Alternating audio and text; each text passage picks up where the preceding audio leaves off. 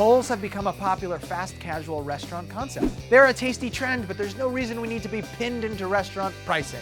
We can get our favorite restaurant flavors at a much more affordable price by making them at home. And recipes for great bowls like this are right up my alley. Today we're making a satisfying and customizable chicken burrito bowl, a fresh and colorful veggie poke bowl, and finally a blueberry smoothie bowl. Strike up the stove and spare me the excuses, because we're going bowling. Life can be a struggle, but a good meal doesn't have to be. We can make creative, nutritious, and inventive dishes that won't break the bank. We'll eat well and save money, because that's what we do. Welcome to Struggle Meals. We're gonna make a chicken burrito bowl like one of the ones you'd find at Chipotle. I'm gonna make this with all my favorite toppings, but we're gonna save a whole bunch of money because we're gonna make it at home. It's really easy. Check this out. We've got some rice here, right into a pan. 2 times as much water as rice. So we're just gonna wait for that to come up to a boil. Once this cooks, we're gonna add cilantro and lime. Let's get to the meat of the matter. Got a pan right here. We're gonna hit it with some chicken. Let's add a little bit of oil to our hot pan, and we're gonna come in with our chicken. Flatten it out. We're gonna hit it with some salt and some pepper. So we're gonna use some spices to make this even better. Paprika, cumin, chili powder. It's gonna give us all those Chipotle flavors. We're gonna come in with some paprika. This gives you that sweet, sometimes a little bit smoky flavor. Some chili powder for heat. We gotta get some earthy flavor, right? That's cumin. It's really lovely. I wanna add a little more heat to our chicken in the form of red pepper flakes, which we can get from our packet drawer, and that means free flavor. Without actually using Chipotle peppers, all these spices are gonna mimic those flavors. The heat, the spice, the smoke. Let's mix this up. I'm using boneless, skinless chicken thighs. It's dark meat, which means it holds more moisture and naturally has more flavor than breasts. So our rice is boiling. I'm gonna turn it down to low, and I'm gonna cover it. I'm smelling for aromas. I'm looking for caramelized color on the chicken. I'm gonna add some water to the pan, and that's not only deglazes the pan, but it also boils the chicken. So if you were 90% cooked all the way through, you're gonna be 100% cooked all the way through now. This water has reduced down like a delicious glaze. So I'm gonna kill the heat right here, and that's just gonna be and a beautiful gloss all around our chicken. So while that chicken cools, we're gonna make the corn salsa, which is my favorite, and that's what I get when I go to Chipotle. Frozen corn goes into our bowl. We're hitting it with some minced jalapeno for heat. Got some finely diced red onion. Got some cilantro in there, brightness, color, phantasma. Now we're gonna get the zest and juice of 2 limes. I love a good lime. We don't wanna miss out on that free flavor. Zest goes in. Now, let's get the juice. And I will use the Struggle Lime Juicer 4000. And I'll just get that in there and sort of break apart this beautiful citrus. Salt. And some pepper. I can mix that up. The rice is ready. Ta-da! Let's dress this up. We've got a lime. Squeeze the lime juice right in. Some cilantro. Just like that with 2 ingredients, cilantro and lime, it feels like we're eating at the restaurant. My chicken's ready, my rice is ready, my salsa's ready. Let's assemble. The rice comes. Does that seem like a good amount? Yes. We've got some beans going down. Our chicken. Oh, that looks so good. It smells fantastic. We're gonna hit it with some cheese. And yes, I got this from a block that I shredded myself because that's how it tastes best and costs least. We've got our corn salsa. We've got a little bit of sour cream. So we'll just throw that right there. So we just finished off with a little bit of lettuce right here. Now for the real question, should I pay extra for guac? Today the answer is yes, because I saved my pennies and we can just get a big dollop right on there now. We've got our chicken burrito bowl. It's looking fantastic, it's smelling fantastic, and it comes to only $2.99 a serving. But now we taste. Come on in.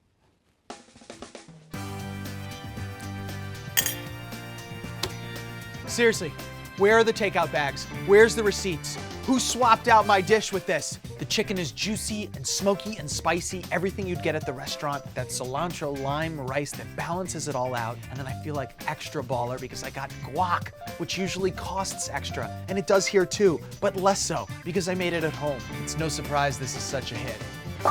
It's a strike.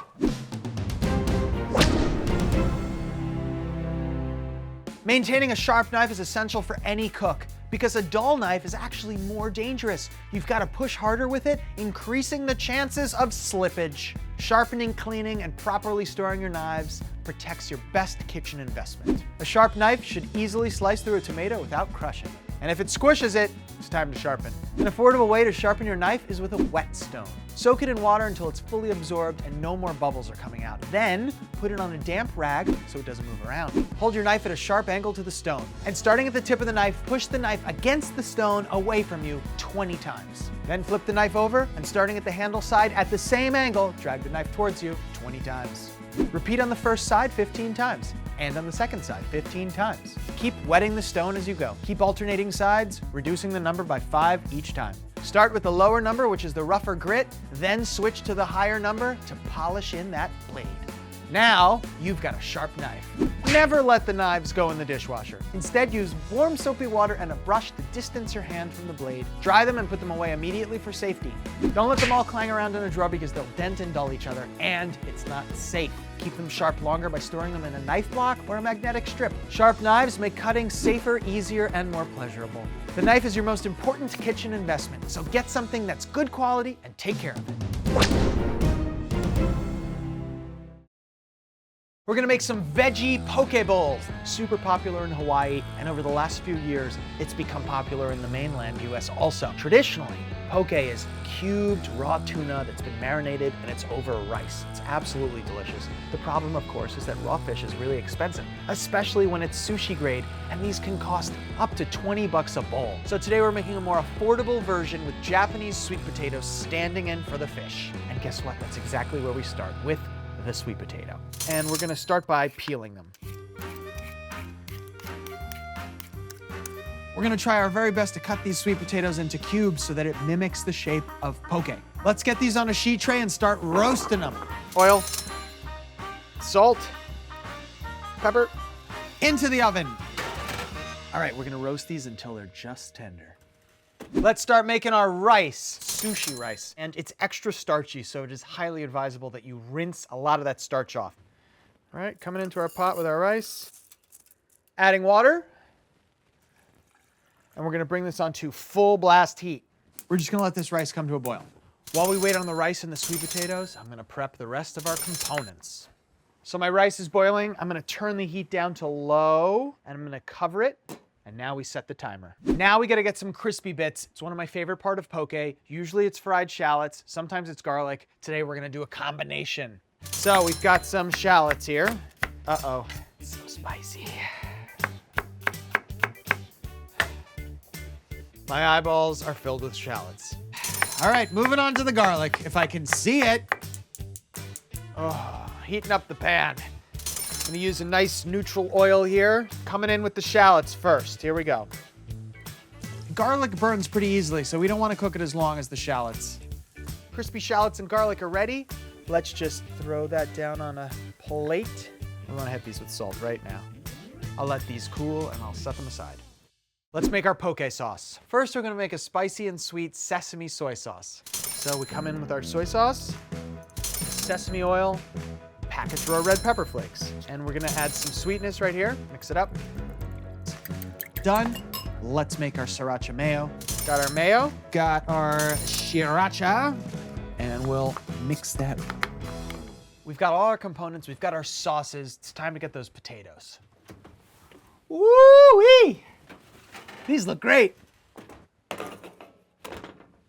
So everything's ready, let's put this bowl together. We've got some rice going down. We've got our potatoes here. We're gonna sprinkle that all around. We've got our sweet and savory sauce going down. We can come in with some edamame now. It's just frozen edamame that I've thawed. Got some radishes, cucumbers, those can come in like this. Some scallions going around. Boom. Avocado. Fantasticness. Great. And we've got our crispy fried shallots. We're gonna hit this with sesame seeds now, just over the whole thing. Finally, our sriracha mayo. Our poke bowl looks fantastic. It's gonna fill us up really nicely. We've got gorgeous colors, we've got fantastic aromas, and it only comes to $2.79 a serving. That's a huge savings over buying this in a restaurant, and it's mainly because we made it at home, but also because we swapped out the most expensive ingredient, the fish, with a sweet potato. Let's dig in.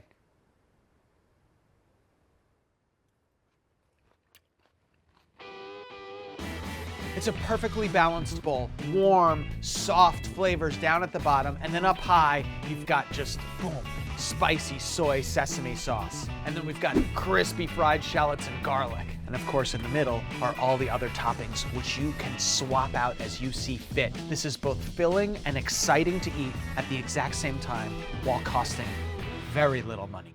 Coming up next, the struggle challenge, and then a smoothie bowl that you can make at home. Don't go anywhere.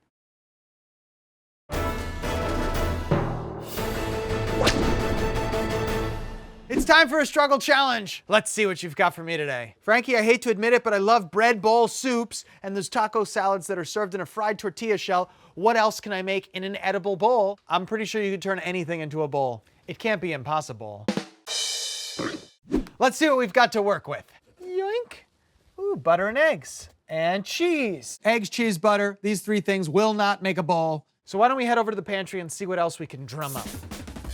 I am looking at pasta here. We got spaghetti here. I think we go with this. So that means we're gonna make tomato sauce.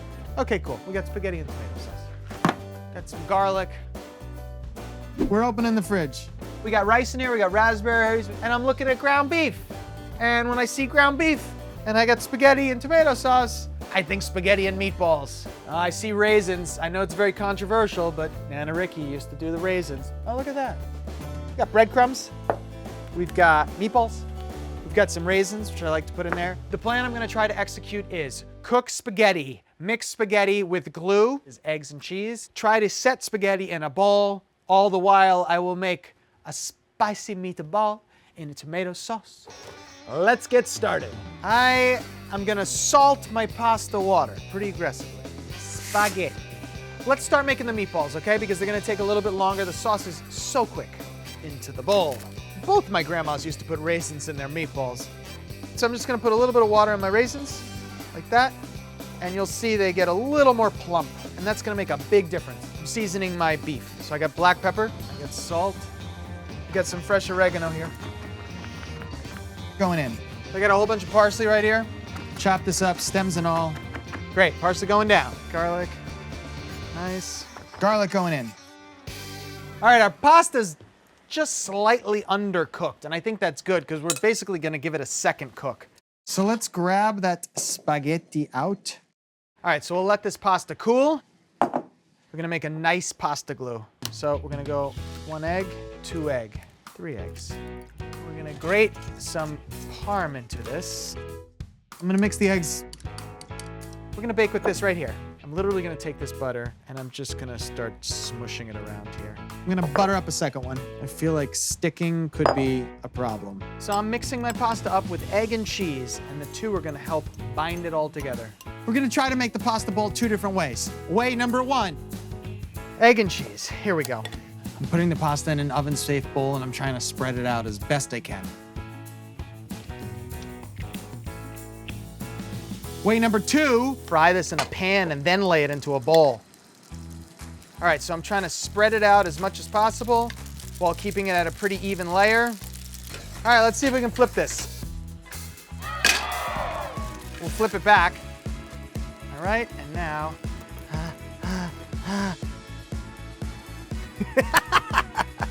I'm gonna pop these in the oven and hope that we get some structural integrity. Let's see what happens here. We're back to our meatball here. We gotta get some cheese in there, rehydrated raisins, all right? And we'll crack an egg right into there. All right, so I'm looking for a meatball that's a little bit wetter than I want, and then I'm gonna dry it out with breadcrumb. Let's hit it with some package or spicy. Oh, that's gonna be a spicy meatball. So I like to bake my meatballs so that it has even heat all around and even browning. So here we've got a sheet tray. I'm just gonna hit it with this butter here. That's gonna be my grease. I'm just gonna grab a little bit here. So a little compression until it's looking nice right onto the tray. I tried really hard to make all the meatballs the same size. I think I did a really great job. I'm gonna throw these in the oven so that they start browning, and then I'm gonna wash my hands. Let's make a tomato sauce. So let's get some fire on our pan here. I got a couple cloves of garlic here. Extra virgin olive oil. And we'll take that smashed garlic. I got some spicy peppers here. Make the sauce a little extra spicy. I always like to angle the pan a little. This is also a great opportunity to season the garlic. I'm gonna pour the liquid of the tomato in. Now for the rest of these, we can hit it with an immersion blender. All right, this can go right in now. In with our passata, very nice. I think those pasta bowls might be ready. Let's take a look. I'm both optimistic and nervous. This could be a challenge. I mean, I hope they stay upright. I hope they don't fall out, but they do look pretty cool. Those meatballs are beautifully seared. It's time to finish them in the tomato sauce. And just start putting them into the sauce. Beautiful.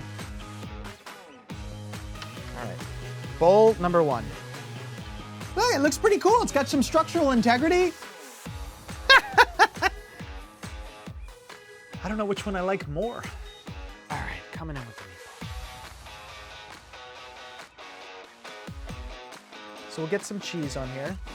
Okay, we're coming in with some sauce. Here we go. That's very nice. A little more cheese like this. Got some basil. Right, we'll just go right here like that. So each of these spaghetti pasta bowls are like my children, you know? I love them both. I can't pick a winner. They're both different and beautiful in each of their ways. And I give my children a 10. How do you even eat this? A spicy meatball. Look at that cross section.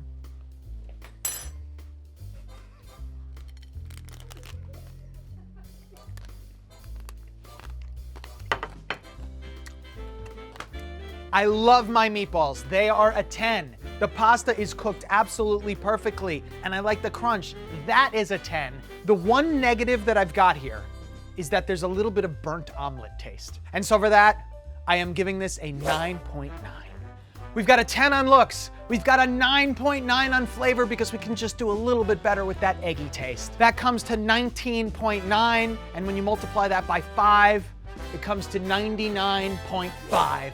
which is really close to a perfect score. I think this was really fun. I think it looks really cool, and I thank you for this challenge.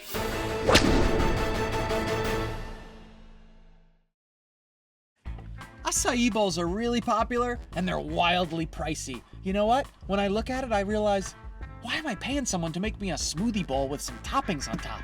I refuse to do it, and that's why I always keep frozen fruit stocked. So today, I'm gonna use blueberries and bananas to make a smoothie bowl. All right, I got my frozen bananas and my blueberries. Let me tell you a little about the other toppings that we have here. We've got some fresh fruit, we've got some nuts, we've got some granola, and we've got some coconut shreds here. When I think about the fundamental difference between a smoothie and a fruit bowl, it's all about the toppings, right? Let's make the base of this bowl, which is a smoothie. So we've got our blueberries here.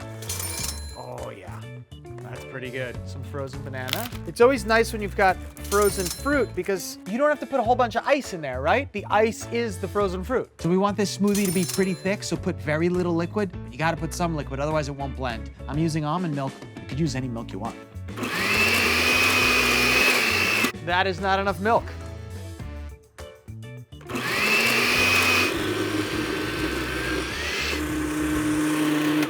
All right, we've got our super thick blueberry and banana smoothie. I could just take this smoothie and pour it right into a glass, but what we're going for today is that gorgeous, beautiful $15. Look at that holy moly presentation that you can take a picture of and put on the internets.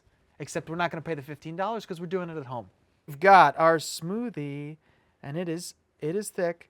Toppings are key, so I always like to have something crunchy, whether that's granola or chopped nuts or seeds, it's up to you. So I've got some almonds here. Nice. Now we just have to be really thoughtful with our placements. And then I like to put fruit. Here I'm using raspberries and bananas. Ideally they're fresh, but they could be frozen. The point is that it looks really cool. So I'm using some fresh raspberries here. You could use any fresh fruit you want, literally any kind at all. All right, we've got some banana here. I'm gonna cut half of it. I'm gonna freeze the other half of the banana and save it for later. My main rule is don't put any two ingredients that are really similar in color right next to each other, because I want them all to pop, pop, pop, pop, pop, pop. And then I like to use something fun, so I'm using some coconut shreds here, but this could be shaved chocolate or chia seeds, or even a dollop of peanut butter. So let's just hit that final corner with the granola. And this looks like a $15 bowl I'd get down the street. It looks fantastic, but it comes to only $2.77 a serving. And we still get to post it on social media as if we spent a whole bunch of money. And I'm pulling out the latest and greatest technology right now. Oh yeah. I'm going in. I want coconut. I'm just feeling coconut right now.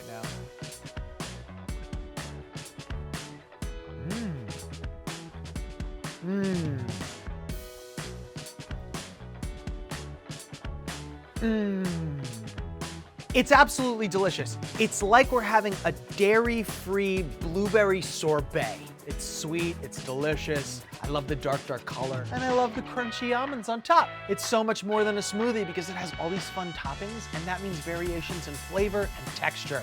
And it's so affordable that you can have it every day of the week and twice on Sundays. It's adorable.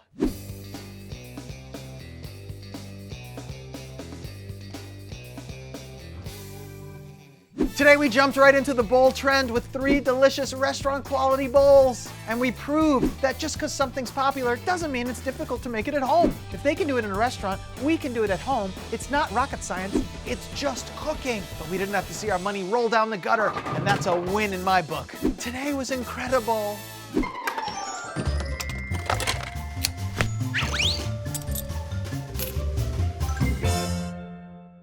Welcome to Frankie's Corner, where I answer your questions. How do I get half an avocado to stay fresh until the next day? So avocados go bad real quick because they oxidize, right? You gotta prevent oxidation. So you gotta put acid on it, lemon, lime, vinegar, something right on that green flesh, and then cover it real tight with plastic wrap or foil. And then you're good until tomorrow. But the day after tomorrow, that's too long.